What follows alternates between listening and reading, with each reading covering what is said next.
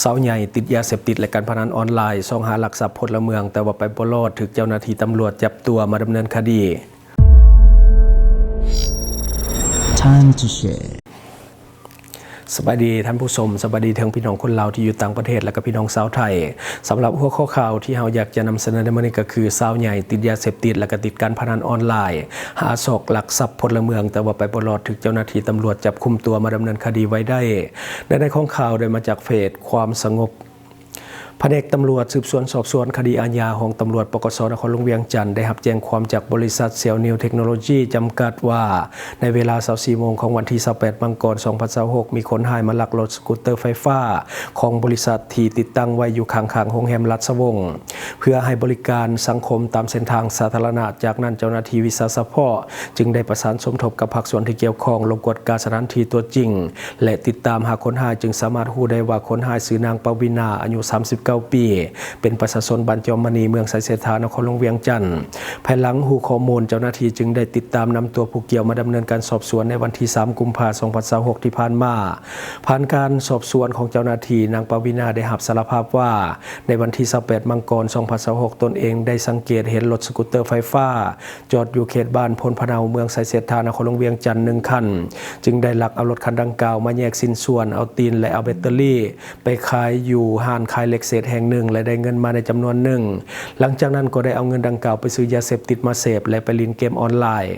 ต่อกับการกระทำของนางปวีณาเป็นการกระทำผิดในข้อหาการลักทรัพย์เจ้าหน้าที่ตำรวจแผนกสืบสวนสอบสวนห้องตำรวจปกสนครหลวงเวียงจันทร์จึงได้ขอคำสั่งกักตัวก็คือกักขังตัวไว้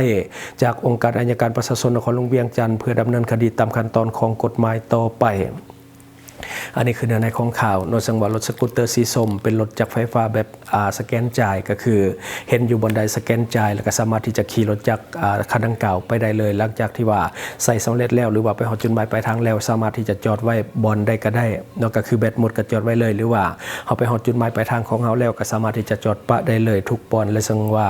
บริษัทเขาก็จะไปเก็บเอาคืนนอกก็คือจะเลาะเก็บซึ่งว่าตอนนี้ก็กำลังเป็นกระแสในโลกโซเชียลของลาวเนื่องจากว่ามีเด็กน้อยวัยรุ่นผู้ชายที่กำลังคือขนองก็คือ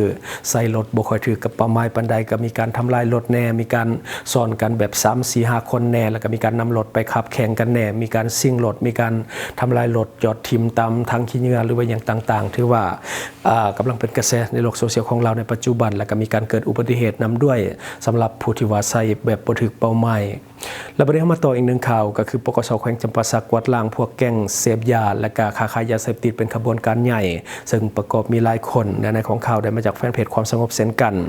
อิงตามการรายงานของเจ้าหน้าที่วิสาสะเพาะแผนกตำรวจสกัดกั้นและกตันยาเสพติดปกสแขวงจำปาสักให้ฮู้ว่าในครั้งวันที่ 10 กุมภาพันธ์ 2026 ก็คือเจ้าหน้าที่ตำรวจวิสาสะเพาะประจำป้อมหลัก 44 เมืองสนะสมบูรณ์แขวงจำปาสักได้กักตัวประไม้ค้าขายยาเสพติดได้ค้าขายยาเสพติดได้จำนวน2คนก็คือท้าวผู้เงินนูเขื่อนอายุ 38 ปีอยู่บ้านเป็นประชากรอยู่เมืองสนะสมบูรณ์แขวงจำปาสักและก็ท้าวแสงสุวรรณบุญทองก็คืออายุ 15 ปีอยู่บ้านปากซ่อนเมืองสนะสมบูรณ์แขวงจำปาสักพร้อมกับเครื่องของกลางเป็นยาเสพติดประเภทยาบ้าจำนวน179 เม็ดและก็เป็นยาเสพติดประเภทคอลลาเจน1 ซองมีโทรศัพท์2หน่วยในครั้งวันที่ 16 กุมภาพันธ์ 2026 เวลาประมาณ 11:20 น.เจ้าหน้าที่แผนกสกัดกั้นและตันยาเสพติดปกสแขวงจำปาสักสมทบกับภาคส่วนที่เกี่ยวข้องอำนาจการปกครองบ้านลงมางคดียาเสพติดอยู่เขตบ้านสนามไสนครปากเซแขวงจำปาสักกักตัวผู้ถึง5ได้6คนก็คือชื่อเท่าวิสัยสมบัติหลวงหรือว่ากิเซงอายุ 46 ปีอยู่บ้านจัดสรรนครปากเซแขวงจำปาสักและก็มีเครื่องของกลางและก็เครื่องของติดตัวเป็นยาบ้าจำนวน12,000 กับ 1 เม็ดและก็ยาไอจำนวน2 ถุงน้อยและยาเคจำนวน1 ถุงน้อยและคอลลาเจนจำนวน11 ถุงและก็เงินกีบจำนวน11 ล้านกีบนางอ่อนคำพันธวงศ์หรือว่านางคำอายุ 31 ปีอยู่บ้านพลสวรรค์นครปากเซแขวงจำปาสักแล้วก็มีเครื่องของกลางแล้วก็เครื่องของติดตัวก็คือโทรศัพท์1 หน่วยและก็เงินบาท 5,000 บาทวัตถุคล้ายคือคำประเภทแหวน1 วงต่อมาก็จะเป็นท้าวผู้คงหรือว่ากิต้องอายุ 40 ปีบ้านสนามไสนครปากเซแขวงจำปาสักมีเครื่องของกลางและก็เครื่องของติดตัวก็คือยาบ้า191 เม็ดและโทรศัพท์1 หน่วยรถจักรเวฟยี่ห้อ Honda สีเขียวทะเบียนจอ3332จำปาสัก1 คันและก็มีเงินกีบจำนวน 9,880,000 กีบ และคนต่อมาก็คือเฒ่าหงวิไลมีรัศมีหรือว่าเฒ่าเป็ดอายุ40 ปีบ้านโนนดูนครปักเซแขวงจำปาสักก็คือมีเครื่องของกลางและก็เครื่องของติดตัวก็คือยาบ้า6 เม็ดและเฒ่าโอเว่นมีปะซาหรือว่าเฒ่าเว่นอายุ17 ปีบ้านจัดสรรนครปักเซแขวงจำปาสักมีเครื่องของกลางและเครื่องของติดตัวคือโทรศัพท์1 หน่วยและก็แว่นสีเหลืองคล้ายคือคำจำนวน1 วงรถจักรเว็บจีนสีแดงบ่มีป้ายทะเบียน1 คันต่อมาจะเป็นเฒ่าเพียรหักแก้วหยุดหรือว่าสร้างอายุ19 ปีสัญชาติลาวอาชีพกรรมกรบ้านบางเลียงเมืองปักซองแขวงจำปาสักแล้วก็มีเครื่องของกลางและเครื่องของติดตัวมีรถจักร FCX ยี่ห้อ Honda สีเทาป้ายทะเบียนก็คือจห6070จำปาสักแล้วก็โทรศัพท์1 หน่วยวัตถุคล้ายคือคำ1 วงก็คือเป็นแหวน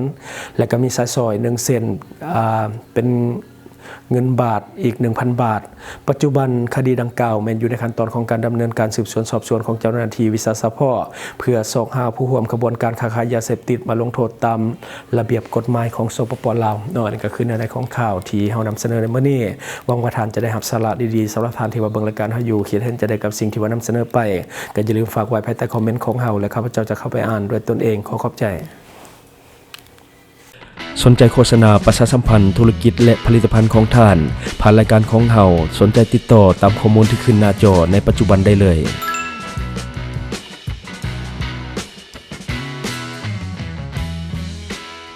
อยู่เมืองลาวใช้แต่เงินกีบลาวและส่งเสริมผลิตภัณฑ์ภายในเพื่อลดผ่อนการนำเข้าสินค้าและแก้ปัญหาเงินตา Subscribe for more video.